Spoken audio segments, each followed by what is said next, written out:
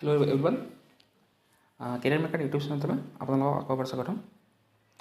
মানে এইখিনি এটা ৰিকুৱেষ্ট কৰি থওক যে মোৰ চেনেলটো ছাবস্ক্ৰাইব কৰি ল'ব আৰু ভিডিঅ'টো লাইক কৰিব। যদি মানে আপোনালোকে ভিডিঅ'টো অলপমান ফলপ্ৰসূ হয় বুলি ভাবে লাইক কৰিব। আৰু এইখিনি আৰু এটা কথা কওঁ যে মানে প্ৰতিটো ভিডিঅ' আপোনালোকৰ কাৰণে ইউজফুল নহ'ব পাৰে। ধৰকচোন এতিয়া কেতিয়াবা কাৰণে আমি এটা ইউটিউবাৰ হিচাপে যিকোনো ভিডিঅ' দিব লগা হৈ যায়, মানে এইটো হয়তো আপোনাৰ কোৱালিফিকেশ্যন নিমিলিব পাৰে বা এজ লিমিট নিমিলিব পাৰে। কিন্তু প্ৰতিটো ভিডিঅ' যে আপোনাৰ মানে মিলিব, আপোনাৰ এজ লিমিট হওক বা কোৱালিফিকেশ্যন হওক সেইটো কথা নহয়। কোনোবাটো মিলিব, কোনোবাটো ভিডিঅ' কাৰোবাৰ লগত মানে হেৰি হ'ব, ক্লিক খাব।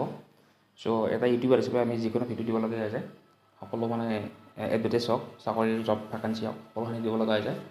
কিছুমানে আপোনাক মিলিব আৰু কিছুমানে বেলেগক মানে বেলেগ এটা মানুহক মিলিব। আল্টিমেটলি কথাটো ক'বলৈ গ'লে এইটোৱে যে প্ৰতিটো ভিডিঅ' আপোনাৰ লগত মানে হেৰি নাখাব পাৰে, ক্লিক নাখাব পাৰে। চ' সেইবুলি আৰু মানে বেয়া নাপাব। আৰু কোনোবা ভিডিঅ' এটা আপোনাৰ কাৰণেও ফলপ্ৰসূ হ'ব বা ইউজফুল হ'ব। আৰু মই এই ভিডিঅ'টোত দুটা কথা ক'ম যে আমাৰ APSC যিটো প্ৰিলিমিনাৰী ৰিজাল্ট সেইটো মানে কেতিয়া দিয়াৰ সম্ভাৱনা আছে, আৰু লগতে এটা নতুনকৈ এটা ভেকেঞ্চি ওলাইছে UPSCৰ পৰা সেইটো। আৰু UPSCৰ ভেকেঞ্চি ওলাইছে এইটো এছিষ্টেণ্ট কামাণ্ডেণ্ট হয়, চেণ্ট্ৰেল আৰ্ম পুলিচ ফ'ৰ্চত এইটো এছিষ্টেণ্ট কামাণ্ডেণ্ট। আৰু এইটো ভাল ভেকেঞ্চি হয়, আপুনি এজন কামাণ্ডেণ্ট হিচাপত নিযুক্তি লাভ কৰিব। আৰু পোষ্টসমূহ আছে ক'ত মই একদম মেইন টপিকটোৱে ক'ম, বাকীবোৰ আপোনালোকে এডভাৰটাইজত চাই ল'ব। অলপমান দীঘলীয়া ভিডিঅ' নহয়, মানে অলপমান কম সময়ৰ ভিতৰতে গোটেইখিনি কথা মই কৈ দিম, টেনশ্যন ল'ব নালাগে। BSFত আছে 186টা, CRPFত 120টা, CSF 100টা, ITBP 58টা, SSB আছে 42টা, টোটেল আছে 506টা। আৰু এখানতে এটা কথা কৈছিলোঁ যে এইটো ভেকেঞ্চি কিন্তু অল ইণ্ডিয়া লেভেলৰ ভেকেঞ্চি হয়, এইটো ষ্টেট লেভেলৰ নহয়, এইটো অল ইণ্ডিয়া লেভেলত আপুনি যদি নিযুক্তি পায়। আৰু মানে তেতিয়া আপুনি অল ইণ্ডিয়া লেভেলত আপুনি ছাৰ্ভিচ কৰিব লাগিব। আৰু যদি পাই যায় তো ক'বই নালাগে আৰু ইমান টপ লেভেলৰ জব। আৰু মই মেইন টপিকটো কৈ যাম। ইয়াত আপোনাৰ এক্সাম চেণ্টাৰটো আপোনাৰ অসমৰ গুৱাহাটীত আছে, বাকী আৰু কহিমা-চহিমাবোৰত আছে, কিন্তু অসমৰ অকল দিছপুৰত আছে, গুৱাহাটীত আছে। তো লগতে আৰু মই একদম মেইন টপিকটো কৈ যাম।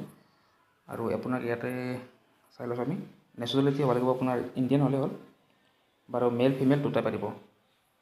লগতে এজ লিমিটটো এইটো মেইন টপিক হয়। এজ লিমিটটো কিন্তু আপোনাৰ 25 আছে, মেক্স 25 মেক্সিমাম আছে, আৰু মিনিমাম 20 আছে। আৰু লগতে আপোনাৰ SC আৰু ST যদি হয় 5 বছৰ, OBC হ'লে 3 বছৰ আপুনি ৰেহাই পাব। ঠিক আছে, তাৰপিছত আপুনি আৰু মেইন মই বস্তুখিনি কৈ যাই আছোঁ। এডুকেশ্যনেল কোৱালিফিকেশ্যনটো আপুনি চাওক, অকল ডিগ্ৰী হ'লে হ'ল, BA পাছ কৰিলে হ'ল, ডিগ্ৰী বেচেলৰ ডিগ্ৰী হ'ল, অকল ডিগ্ৰী হ'লে হ'ব, বেলেগ টেনশ্যন নাই। আৰু ইয়াৰ লাষ্ট ডেট হ'ব আপোনাৰ 14 মে', 14 মে'ত হ'ব ইয়াৰ লাষ্ট ডেট। আৰু আপুনি যদি এখানি মিলে আৰু যদি আপোনাৰ বয়স যদি 25 বছৰ আছে জেনেৰেল, 28 বছৰ যদি আছে OBC, আৰু যদি 30 বছৰ যদি আছে আপুনি SC ST হয়, তাৰ ভিতৰত যদি আছে, আৰু আপুনি যদি গ্ৰেজুৱেশ্যন কৰিছে তেতিয়াহ'লে আপুনি এপ্লাই কৰিব পাৰিব। আৰু 14 মে'ৰ আগতে পাছ এখানি খালি মেইন টপিক আছিল ইয়াতে হ'ল।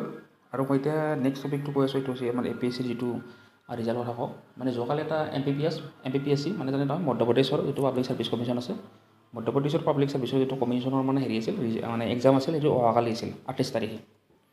অহাকালি এইটো এক্সামটো আছিল 28 তাৰিখে, কিন্তু তেখেতসকলে এক্সামটো পষ্টপন কৰি দিলে। পষ্টপন কৰিলে একদম মানে হেৰিলৈকে 23 জুনলৈকে। 23 জুনলৈকে এক্সামটো পষ্টপন হ'ল।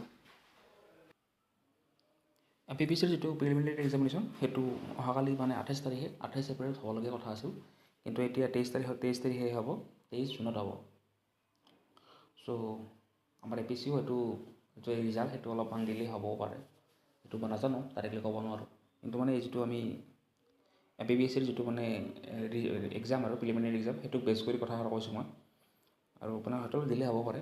আৰু এইখিনিতে এটা কথা কওঁ যে মানে MPPCৰ যিটো মানে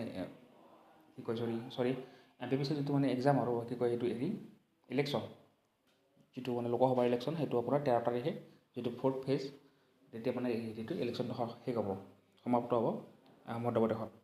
চ' সেইটো হিচাপত কিন্তু এক্সামটো ইমান লেট নকৰিলেও হ'ল, মানে 23 তাৰিখলৈকে নগ'লেও হ'ল, যিহেতু আপোনাৰ 14 তাৰিখে শেষ হ'ব, 4th ফেজত শেষ হ'ব মধ্যপ্ৰদেশৰ ইলেকশ্যন। চ' দুদিনমান আৰু 16-17 তাৰিখে পাতিব পাৰিলে, কিন্তু সিহঁতে পূৰা লেট কৰি দিলে এইটো, একদম ৰিজাল্টৰ পিছতে। ৰিজাল্ট মানে কি, লোকসভাৰ ৰিজাল্ট আৰু ভোট গণনাৰ পিছত। চ' সেইটোৰ পৰা চাব গ'লে আমাৰ এতিয়া যিটো APSCৰ যিটো ৰিজাল্ট, সেইটো হয়তো 2-1 দিন লেট হ'ব পাৰে। হয়তো থাৰ্ড যিটো ফেজ আছে অসমৰ যিটো লাষ্ট ফেজ হ'ব আৰু ইণ্টাৰ লেভেলত থাৰ্ড ফেজ, তাৰপিছতো হয়তো দিব পাৰে, অৰ্থাৎ 7 মে' তাৰপিছতো হয়তো দিব পাৰে, সেইটো খাটাংকৈ ক'ব নোৱাৰি কোনো। বাছ এখানেই আছিল ভিডিঅ'টো। ধন্যবাদ। আশা কৰোঁ যদি কিবা আপোনালোকৰ ক'বলগীয়া থকা কমেণ্ট ছেকশ্যন